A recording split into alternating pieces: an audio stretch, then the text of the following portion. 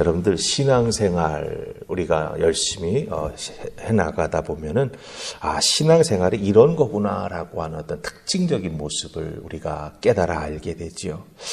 신앙생활의 특징이 무엇이겠습니까?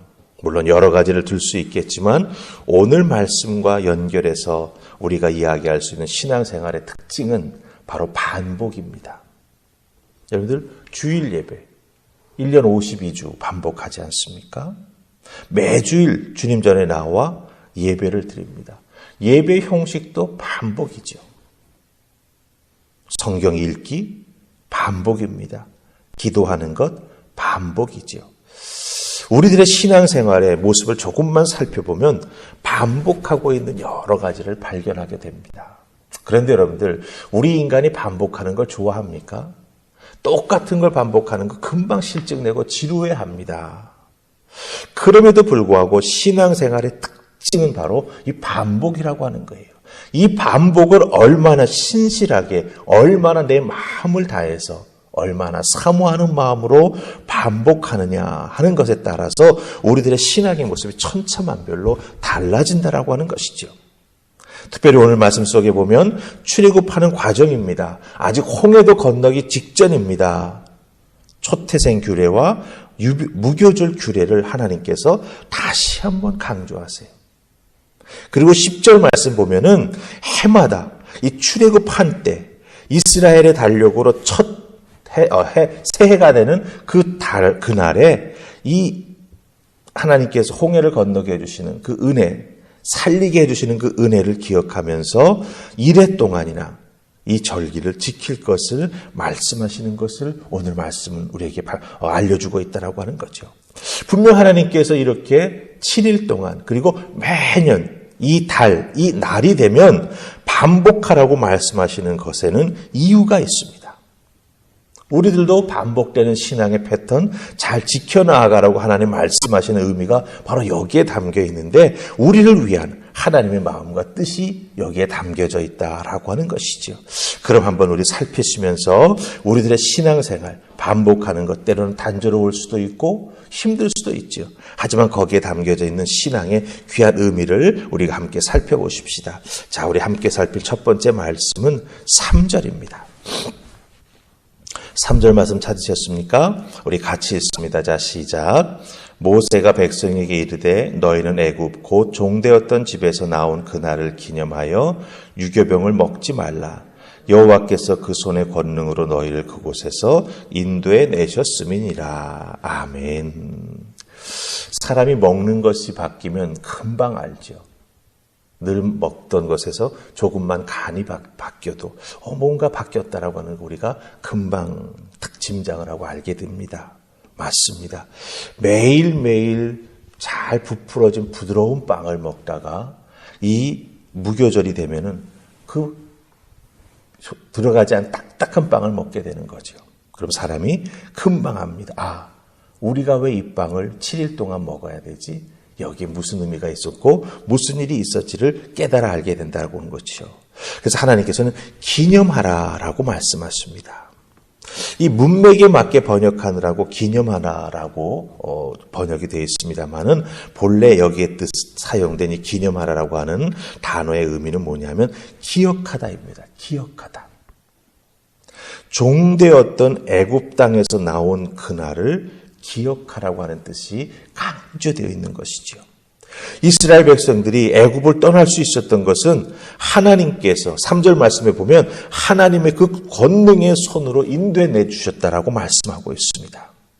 인생에 있어서 가장 어렵고 힘든 시기였지 않습니까? 견디기 힘든 바로의 학정을 이스라엘 백성들이 견뎌내고 있었지 않습니까? 그런데 그것이 너무 힘들고 어려워서 그들은 하나님 앞에 부르짖었습니다. 외쳤습니다. 하나님께서 그 음성을 들으시고 그 이스라엘 백성들이 처해 있는 상황을 보시고 그들의 처지를 아셨다라고 성경은 말합니다. 듣고 보고 아셨다. 그래서 하나님께서 움직이셨고 하나님께서 모세를 선택하셔서 이 모든 출애굽의 과정을 이루어 주셨다라고 하는 거예요. 그러니까 이스라엘 백성들이 젖과 꿀이 흐르는 이 가나안 땅에 들어가서도 구원의 하나님을 잊지 않고 매년 무교절과 유월절을 지킴으로 말미암아 구원의 하나님께서 자기 자신들을 위해서 무엇을 행해 주셨는지를 다시 한번 기억하고 믿음이 흔들리지 않도록 자기 자신을 돌아보는 절기를 지켜야 된다 말씀해 주고 계시다라고 하는 거죠. 여러분들, 이 부분을 우리 신앙생활에 한번 잘 적용해 보십시다. 어렵고 힘들 때, 내 눈에서 눈물이 마르지 않을 때, 마음속에 자꾸 답답함이 차고 넘칠 때에는 사실 하나님 의지하고 매달리는 길밖에 없습니다. 하나님 앞에 나와 눈물 흘리며 기도하면서 하나님 앞에 모든 것 다 토로하면서 신앙을 붙들고 나아갑니다. 어떤 면에서는 하나님 의지하는 것만이 유일한 내 삶의 빛이 될 수 있지요. 그러나 평안이 찾아올 때, 모든 삶이 잘 굴러가는 것 같고 특별히 하나님 앞에 매달리지 않아도 뭔가 잘 풀리는 것 같은 그런 평안한 우리들의 삶이 이렇게 쭉 연결돼 나아갈 때 우리는 은혜를 잊어버리기가 쉽습니다. 그래서 우리 인간은 망각의 동물이라고 하지 않습니까? 하나님을 계속해서 의지하고 순종해야 되는데 우리 인생이 쉽고 편할 때는 그게 쉽지가 않아요. 더군다나 반복해야 된다. 세상에 즐길 게 점점 더 많아 보이는 눈이 커집니다. 신앙의 진정성은 내 삶이 평안할 때 내 신앙 모습 속에서 잘 드러난다고 하는 것이죠.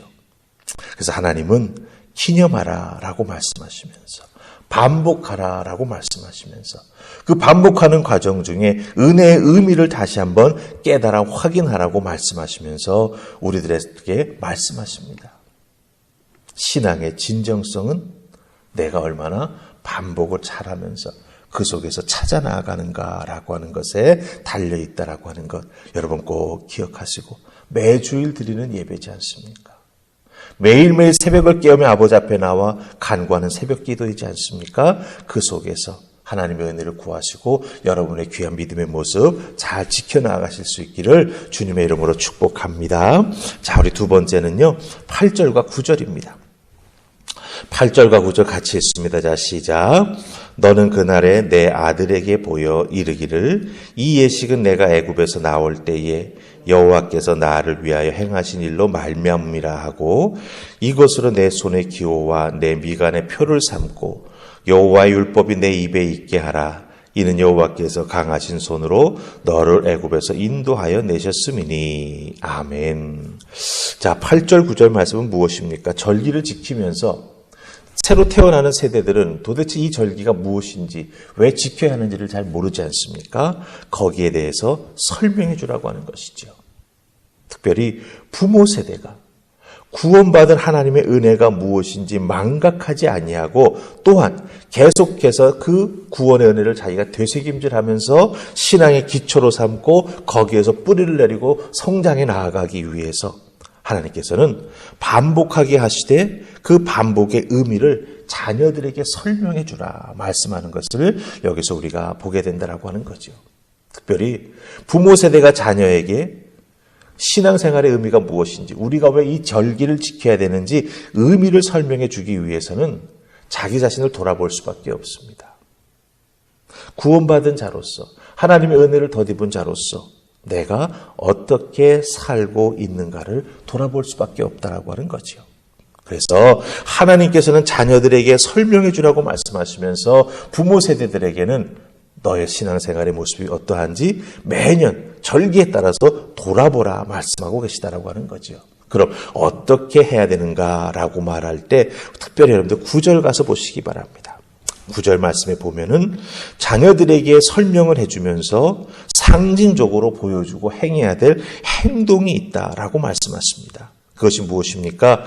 내 손의 기호와 내 미간의 표로 삼으라 이렇게 말합니다. 아주 전통주의 유대인들은 아직도 이 이마에다가요 이렇게 가죽으로 상자를 만듭니다. 조그맣게. 그리고 가죽띠로 이렇게 묶어가지고 이마에 뭐 혹 같은 걸 달고 다녀요. 성지순례 가가지고 저도 처음 보고 깜짝 놀랐습니다. 저게 뭘까? 봤더니 저거구나. 미간에 하나님 말씀 적어가지고 딱 집어넣고 다니라 그랬는데 그거 정말 행하면서 다니는구나 라고 하는 걸 확인할 수가 있었습니다. 생각해 보세요. 씻을 때 벗어야 됩니다. 다 하고 나면 또 묶어야 됩니다. 매일 반복이잖아요. 그때마다 그 가죽으로 만든 상자 속에 내 미간에 붙이는 그 속에 하나님의 어떤 말씀이 들어있나 확인하게 되고 생각하게 되고 의미를 되새김질하게 된다라고 하는 것이죠. 물론 요즘은 절기 때만 그저 한번 행하는 것이 될 수도 있습니다. 하지만 중요한 게 뭡니까? 결코 나를 위해서 행하신, 우리를 위해서 행하신 하나님의 은혜, 그것을 내가 잊지 않는다라고 하는, 그것을 행동으로 또한 말씀으로 반복으로 우리가 기억하고 지켜나가는 하나님의 자녀가 되어야 한다라고 하는 것이죠. 그래서 손의 기호와 내 미간의 표로 삼게 하고 그 다음에 또 하나 중요한 표현이 있습니다. 내 입에 있게 하라라고 말하고 있습니다. 내 입에 있게 하라. 이것은 성경을 읽는다라고 하는 말도 될 수 있죠. 또 하나는 하나님의 은혜에 감사하면서 기도하는 기도 생활이 될 수도 있다라고 하는 것입니다. 하나님의 은혜를 잊은 백성은, 하나님의 은혜를 잊은 개인은 나태해집니다.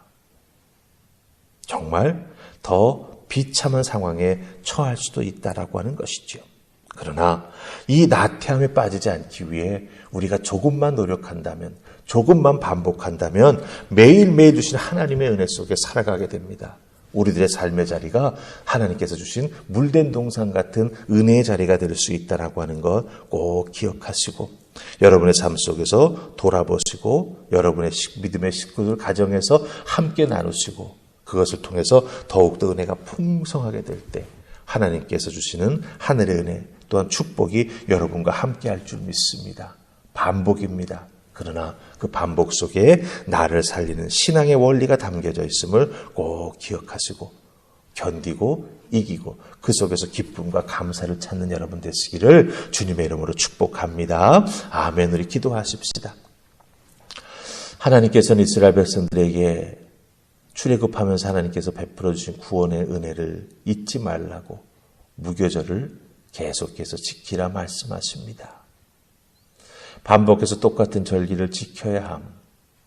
그러나 그 속에는 하나님의 마음이 있고 하나님의 뜻이 담겨져 있음을 발견하게 됩니다. 하나님, 단순히 반복하는 것 같지만 반복하는 그 과정 속에 우리는 내 자신이 왜 그 속에 들어와 있는지 자기의 위치를 알게 되고 그 속에서 의미를 발견하게 되고 그 속에서 내가 어떻게 앞으로 살아가야 할까, 믿어야 할까, 하나님께 영광 돌려야 할까를 깨달아 알게 됩니다. 도우시고 특별히 오늘 이 새벽 아버지 앞에 나와 간구하는 하나님의 백성들 머리 위에 하나님 깨달음의 은혜를 허락하여 주시사 더욱더 굳건한 믿음의 사람이 되게 하시며 매일매일 하나님 말씀과 기도로 우리의 삶을 지켜나가는 은혜와 복을 더하여 주시옵소서. 감사하옵고 예수님 이름으로 기도하옵나이다. 아멘.